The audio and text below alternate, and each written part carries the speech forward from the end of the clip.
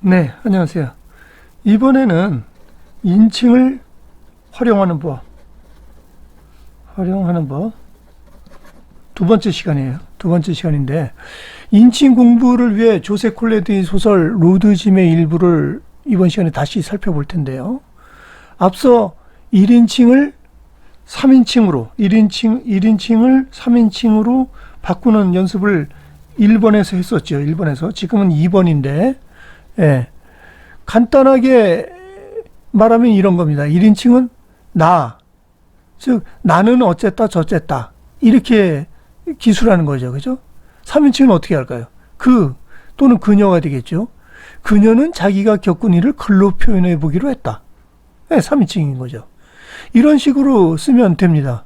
물론 글을 쓰기 전에 글쓴이의 관점이 이동해야 되는 거가 전제돼야 되겠죠. 그죠? 이동하는 게 전제돼야 될 것 같고요. 예. 인칭을 전환하는 거는 마치 비유하자면 차의 기어를 바꾸는 거하고 똑같습니다. 속도를 낼 때는 4단, 5단, 6단 이렇게 가야 되잖아요. 그죠? 그러나, 치바지국에 이런 데서는 1단으로 올라가야 되죠. 예. 내용물, 예. 쓰고자 하는 대상, 그 다음에 가장 효과적인 기술 방식 이런 거를 고려해서 인칭을 정하게 되겠습니다. 잘못해서 대신 좀 서투르면 차 기어를 잘못 바꾼 것처럼 곤혹스럽고 이 글 자체가 잘 진척이 안 되는 그런 경향도 있습니다. 그래서 연습을 많이 해보면 되고요. 전문적인 작가들, 전업 작가들 같은 경우에는 어떤 글의 소재를 보면 자신의 뭐 호불호 이런 것도 있겠지만 그 글의 소재를 보면 이걸 어떤 인칭으로 요리를 해 나갈지 이렇게 보이게 됩니다. 이번 시간에는 1인칭 화자의 관점이 이동하는 경우, 이전하는 경우, 요거하고 3인칭 화자의 관점이 이전하는 경우, 이렇게 두 가지 경우를 한번 좀 다뤄볼 텐데요. 앞서 다룬 소설을 근거로, 자, 1인칭 화자의 관점이 이전하는 경우, 이걸로 한번 보겠습니다. 여기서는 1인칭인 나와 짐 하딩이 나오죠.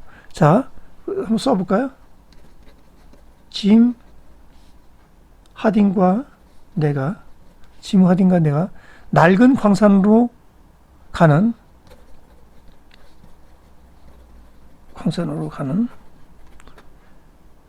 지름길을 발견했을 때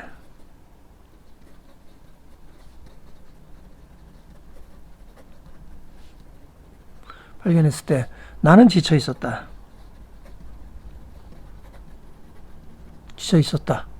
나는 짐에게 거기서 멈추고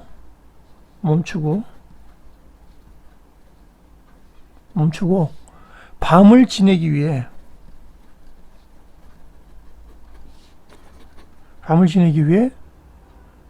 캠프를 치자는 요청을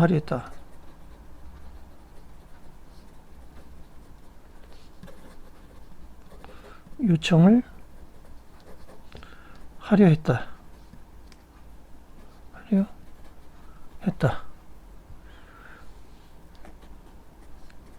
곧 어두워질 거야. 내가 말했다. 오늘 밤은 여기서 야영을 하고,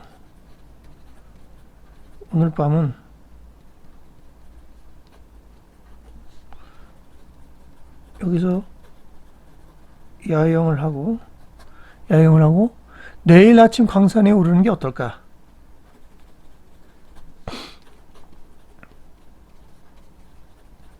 광산에 오르는 게 어떨까?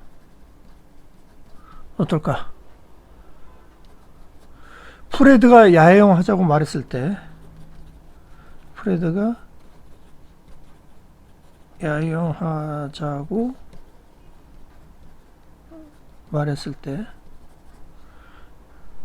나는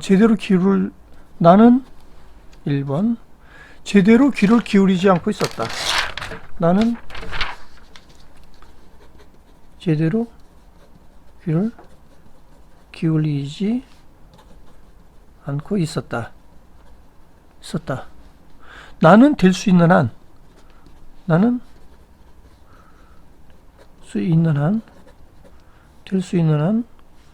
될 수 있는 한 빨리 광산에 가보고 싶었던 것이다.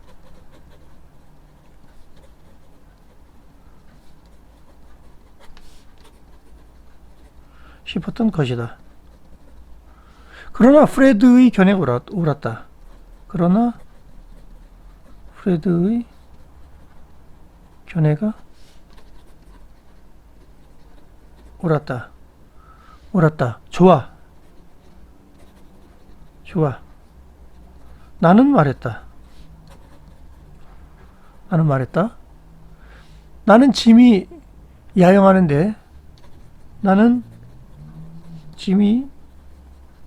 야영하는데 동의하였을 때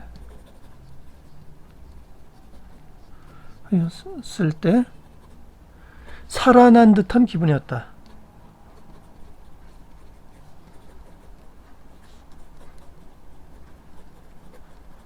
한번 여기까지 해보죠. 자, 이렇게 해서 1인칭 화자가 관점이 이전하는 경우를 한번 살펴봤는데요. 요거 2번. 한번 이거를 다시 1번으로 가죠. 3인칭 화자가 관점이 이전하는 경우, 요걸 한번 좀 전환해서 써보겠습니다. 볼까요?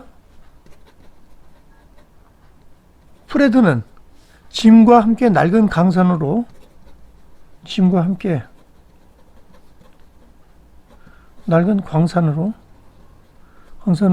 올라가는 오솔길을 발견하였을 때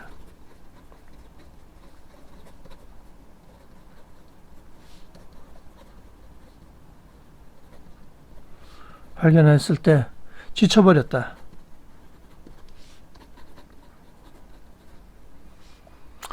그는 짐에게 멈춰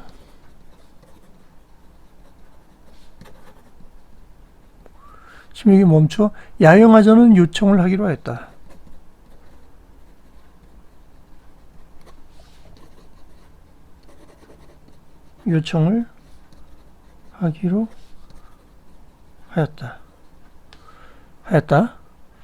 피곤하기 때문만은 아니었다.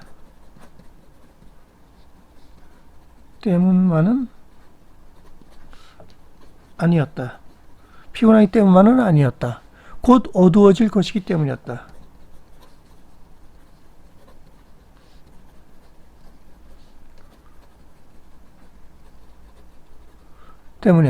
그는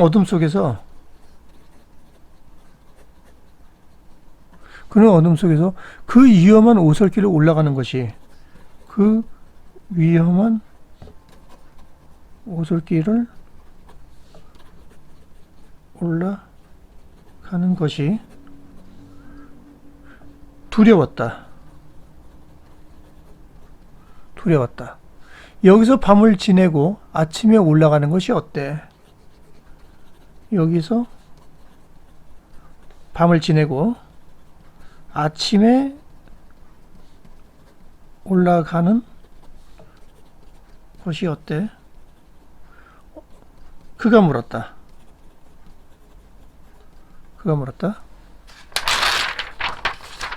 2번. 짐은 될 수 있는 한 빨리 광산에 가보고 싶었기 때문에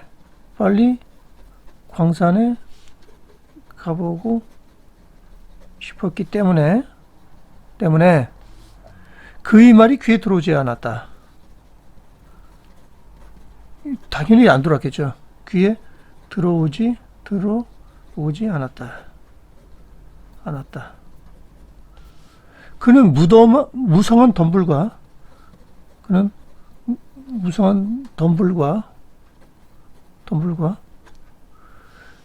잡초에 뒤덮인 길을 바라보았다.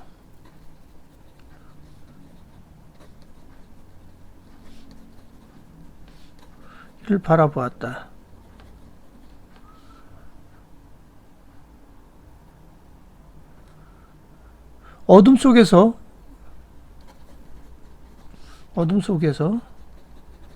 그 길을 오르는 것은 위험할 것 같았다. 위험할 것 같았다. 프레드의 말이 맞을 것 같았다. 프레드의 말이 맞을 것 같았다. 좋아.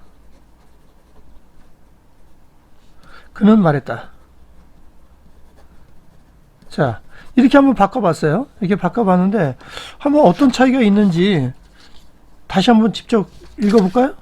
읽어보고 비교를 좀 해보는 게 좋을 것 같습니다. 자, 1인칭 화자가 관점이 이전하는 경우, 짐 하딘과 내가 낡은 광산으로 가는 지름길을 발견했을 때 나는 지쳐 있었다. 나는 짐에게 거기서 멈추고 밤을 지내기 위해 캠프를 치자는 요청을 하려 했다. 곧 어두워질 거야. 내가 말했다. 오늘 밤은 여기서 야영을 하고 내일 아침 광산에 오르는 게 어떨까? 프레드가 야영하자는 말을 했을 때 나는 제대로 귀를 기울이지 않고 있었다. 나는 될 수 있는 한 빨리 광산에 가보고 싶었던 것이다. 그러나 프레드의 견해가 옳았다. 좋아. 나는 말했다. 나는 짐이 야영하는 데 동의하였을 때 살아난 듯한 기분이었다. 뭐 이런 문장이라면 3인칭 화자의 관점이 이전하는 경우는 이렇게 바뀌겠죠. 프레드는 짐과 함께 낡은 광산으로 올라가는 오솔길을 발견했을 때 지쳐버렸다. 그는 짐에게 멈추어 야영하자는 요청을 하기로 하였다. 피곤하기 때문만은 아니었다. 곧 어두워질 것이기 때문이었다. 그는 어둠 속에서 그 위험한 오솔길을 올라가는 것이 두려웠다. 여기서 밤을 지새고 아침에 올라가는 것이 어때? 그가 물었다. 짐은 될 수 있는 한 빨리 광산에 가보고 싶었기 때문에 그의 말이 귀에 들어오지 않았다. 그는 무성한 덤불과 잡초에 뒤덮인 길을 바라보았다. 어둠 속에서 그 길을 오르는 것은 위험할 것 같았다. 프레드의 말이 맞을 것 같았다. 좋아, 그는 말했다. 인칭을 능수능란하게 사용하면 그때부터 제가 보기에는 문학적인 글과 점점 가까워지는 것 같습니다. 물론 모든 문학적인 글이 다 그렇다는 건 아니겠죠. 1인칭으로 서술된 작품 중에서도 뛰어난 작품들이 엄청 많으니까요. 하지만 다양한 인칭을 사용하는 거는 틀림없이 작가가 되어가는 한 과정임에는 틀림없다. 예, 그 증거다. 라고 전 생각합니다. 왜냐하면 보통 사람들은 대부분 1인칭으로 서술하기 때문인데, 그러다 보니까 다양한 관점에서 사건과 사물을 보기 좀 어려운 면이 있는 거죠. 작가는 객관적 시선을 확보하는 겁니다. 그래서 세계에 대한 다른 해석을 언도 내리는 거죠. 예, 우리가 기존에 보고 있었던, 알고 있었던 시각이나 관점이나 이해, 이런 것들이 전복되는 그런 순간을 불러일으키는 거잖아요. 예. 그래서 1인칭만 사용하다 보면 어떤 점에서는 자기 시야에 너무 이렇게 머물게 되지 않나, 이런 생각이 좀 듭니다. 따라서 좀 프로다운 글을 쓰고자 한다면 관점이 좀 달라질 필요가 있다. 당연히 이건 문학적인 글에 한정해서 드리는 말씀입니다. 보고서나 이런 거를 3인칭 관점에서 쓰긴 쉽지 않겠죠. 어울리지도 않고. 자, 인칭에 대해서 관심을 갖고 한번 연습을 해보시면 훨씬 더 글쓰기에 묘미가 더해질 것 같고요. 그러면 오늘의 글쓰기 레슨을 말씀드리겠습니다. 인칭은 무엇을 가져다 주느냐? 관점면에서 글을 확장시켜준다. 관점면에서. 예. 프로다운, 더까지는 필요 없고요. 프로다운 글쓰기를 하고자 한다면 인칭을 전환하는 연습을 많이 해볼 필요가 있다. 예. 확실히 글이 좀 달라집니다. 한번 시도해 보시죠.